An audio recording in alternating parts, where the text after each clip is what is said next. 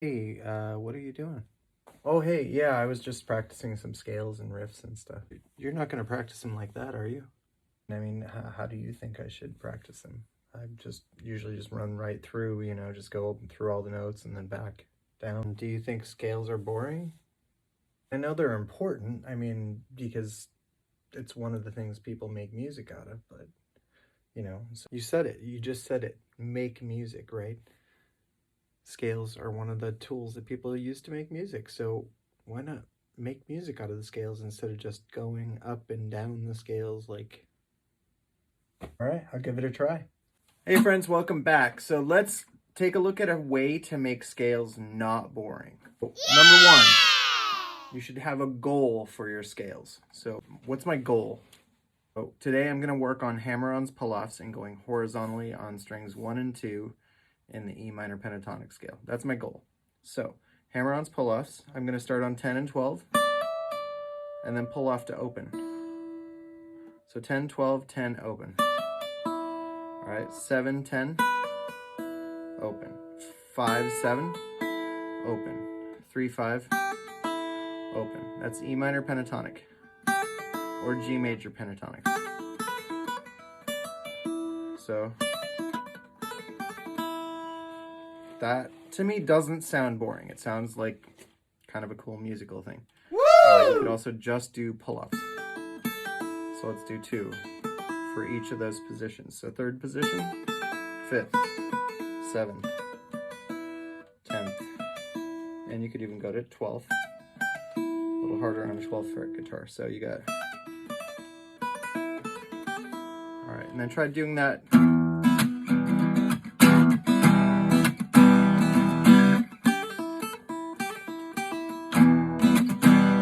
Keep a rhythm going like that.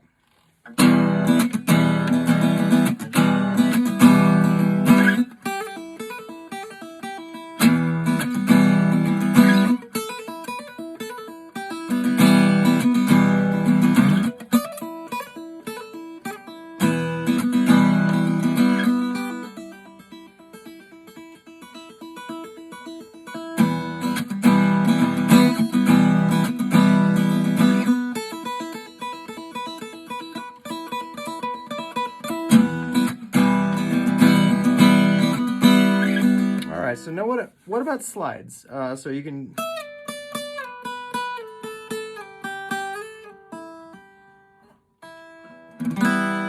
So let's try something a little slower, like in 6/8. So...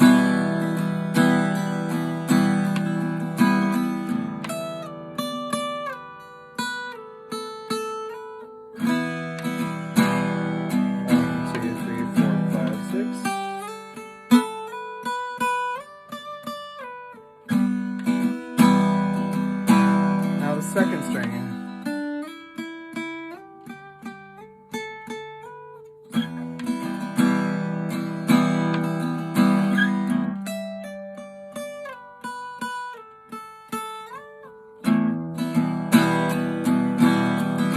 Go to A minor.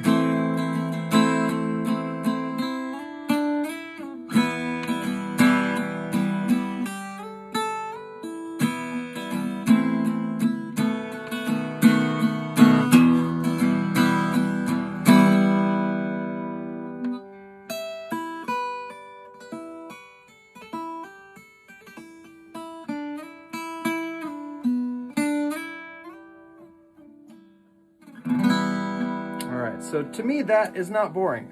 You can also tap. So you try tapping. I know it's possible to tap on acoustic. It really is. So you got... That was wrong.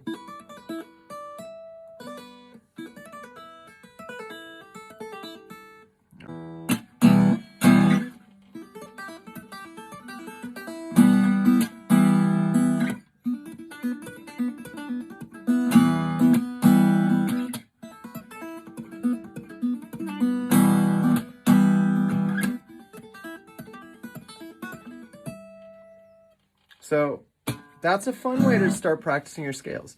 You don't always just have to go up and down the scale. All right, here is the second way.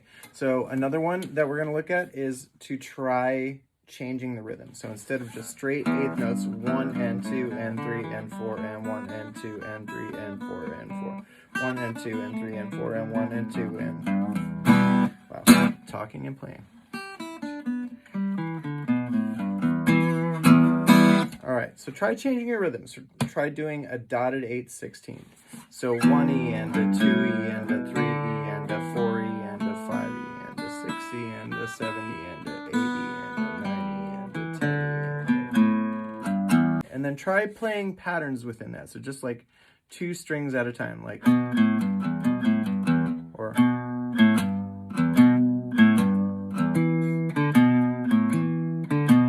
suddenly it sounds more musical than it just. All right, so also try like fast bits. So like,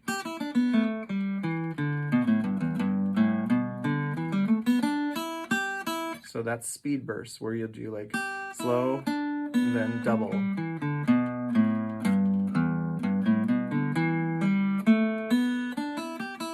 And then you can do that with your horizontal scales as well.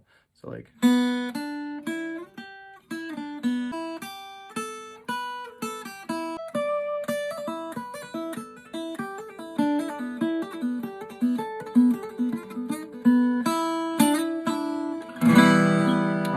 and then once you're comfortable with that, try it with a natural minor scale, E natural minor. So you just have E, F sharp, G, A, B, C, D, E.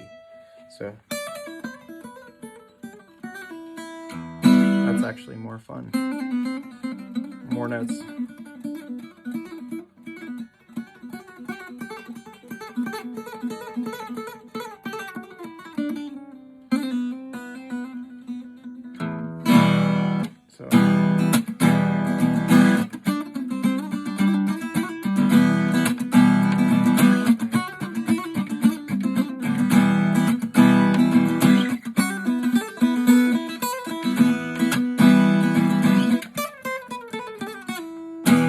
So I almost got it.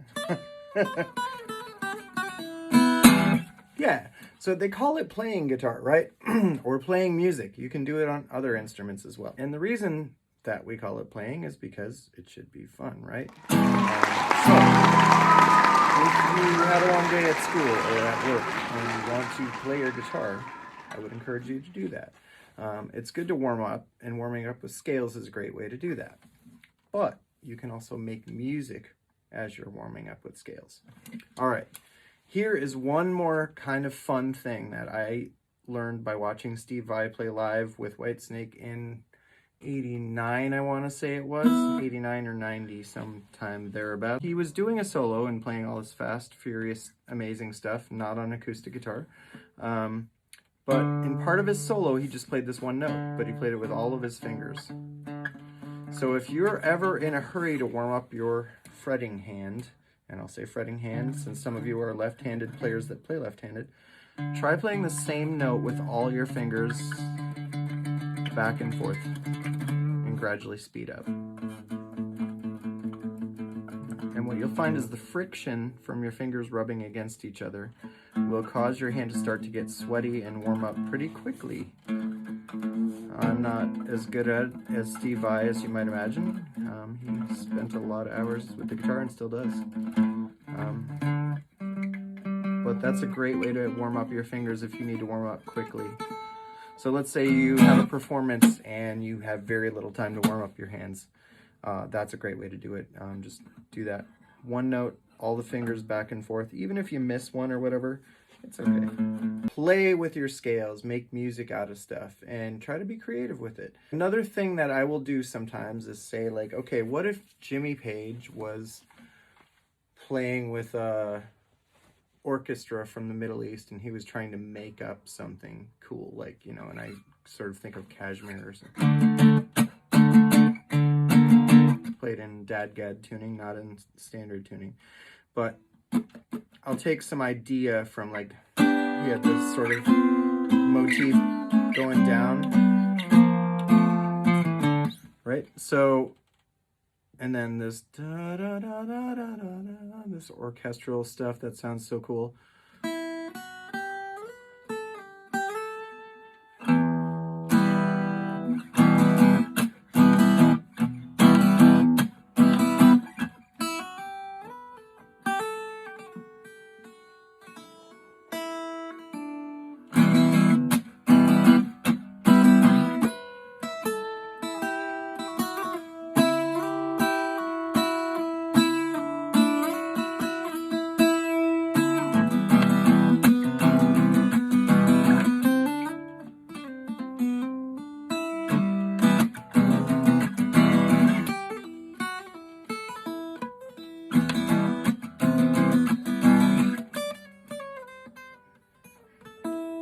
Yeah, so that was kind of cool, and I had some notes outside of the scale there too.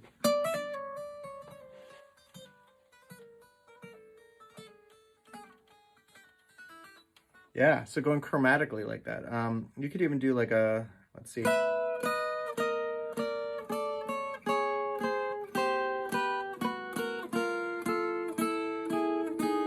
really I'm just going from a perfect fourth to a major third on those strings there. So this kind of repeating motif, right? Or repeating theme. And I'm not trying to copy anybody. I'm trying to take ideas from what somebody else might have done in a situation, like hypothetically, and then try to run with that a little bit and see if you can do something like that's completely new, completely unique to you. So I think that's really fun, is to just start to experiment and sort of put yourself in the mindset. Like, what if Stevie Ray Vaughan picked up an acoustic guitar and wanted to play something in E minor? So that's sort of like Scuttlebutton. So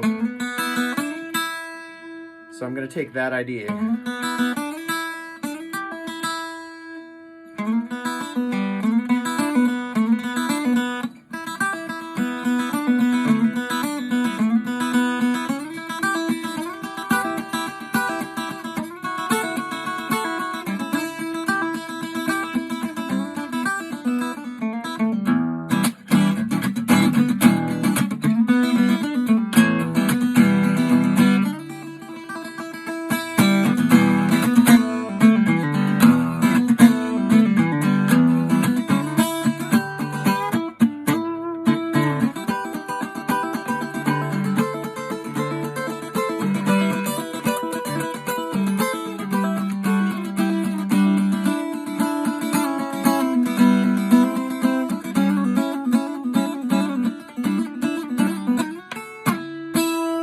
So that's kind of taking a little Stevie Ray Vaughan and a little Jimmy Page and a little bit of influence from whatever music I've heard, and a couple of scale bits and a little bit of chromaticism and some world music, and trying to kind of just jam on it and riff on it a little bit.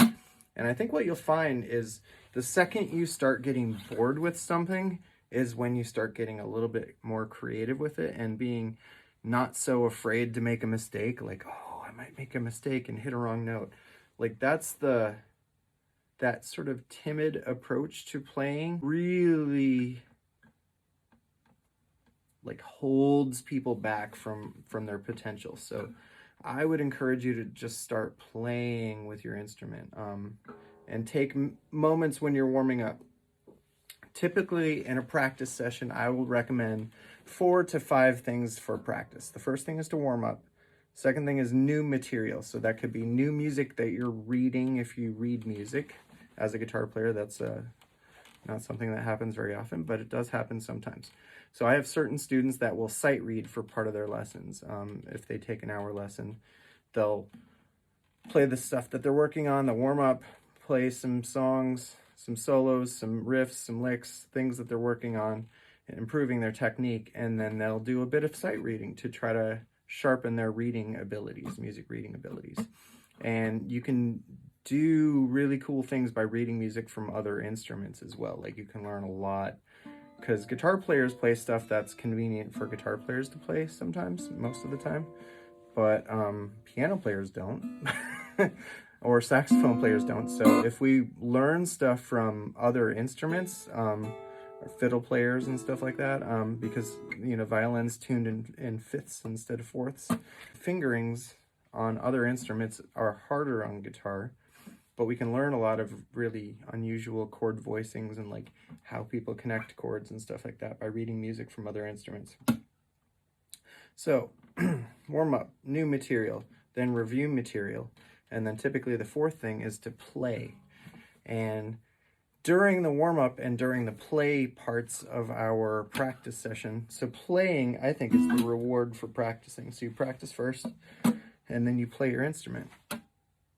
And I think that you'll get a whole lot more out of it if you just take a little bit of time with it and try to get to a point where you're sort of not really thinking about too much. You're just like listening to what's coming out of your instrument, and your fingers are going. And that is what I try to teach in lessons, is that, you know, we want to learn how to connect chords and scales and rhythms and grooves and pockets and things like that that are important, that really make music move.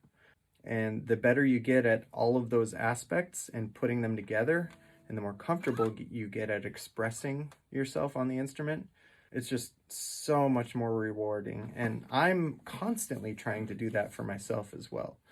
Like, watch Tom Bukovac a lot, Guthrie Trapp, Josh Smith, Mateus Asato. There's just some phenomenal players out there, and tons that I haven't watched very much, and tons that maybe I don't necessarily love their style, but they're expressing themselves like in a way that they're happy doing that, and I think it's just really cool.